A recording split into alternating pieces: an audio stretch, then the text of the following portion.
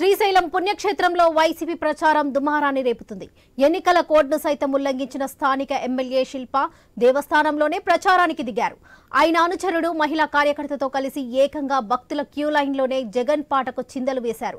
ఇక దేవస్థానం ఉద్యోగి స్వయంగా ప్రచారంలో పాల్గొన్నాడు. ఇదంతా జరుగుతున్న ఎలక్షన్ కమిషనర్, దేవస్థానం అధికారులు, ఎంఆర్ఓ, దేవస్థానం ఈవో ఎటువంటి చర్యలు తీసుకోకపోవడంపై భక్తులు ఆగ్రహం వ్యక్తం చేస్తున్నారు.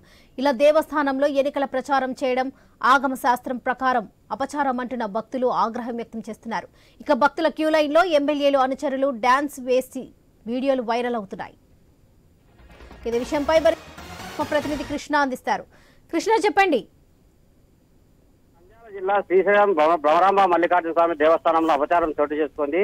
ఏకంగా ఇంతకు ముందు అన్యమత ప్రచారాలు జరుగుతున్న నేపథ్యంలో అటువంటి ప్రచారాలు ఏవి చేయకూడదని చెప్పి దేవస్థానం అధికారులు కూడా పలు ప్రచారాలు చెప్పినప్పటికీ కానీ స్థానిక వైసీపీ కార్యకర్తలు మాత్రం ఇందుకు విరుద్ధంగా వ్యవహరిస్తున్నారనే ఆరోపణలు సర్వత్రా వ్యక్తం అవుతున్నాయి. ఇదే నేపథ్యంలో వైసీపీ ఎమ్మెల్యే శిల్ప అనుచరుడు రఫీ అనే వ్యక్తి ఒక మహిళా భక్తురాలతో కలిసి జగనన్న పాటకు భ్రమరాంబ మల్లికార్జున స్వామి దేవస్థానం ఆలయం మెయిన్ క్యూ ముందే ఆ పాటకు పెద్ద ఎత్తున డాన్సులు వేస్తూ చిందులు వేయడంతో ఆ వీడియో కాస్త సోషల్ మీడియాలో వైరల్ కావడంతో ప్రస్తుతం జిల్లా వ్యాప్తంగా చర్చానీయాంశమైంది. ఇదే నేపథ్యంలోనే గతంలో కూడా దేవస్థానం పెట్రోల్ బంక్ లో పనిచేస్తున్న నారాయణ అనే వ్యక్తి కూడా ప్రచారంలో ఎమ్మెల్యే ప్రచారంలో పాల్గొంటున్నాడనే మనం విజువల్స్ లో కూడా చూస్తున్నాం, రౌండప్ చేసి పెట్టాము.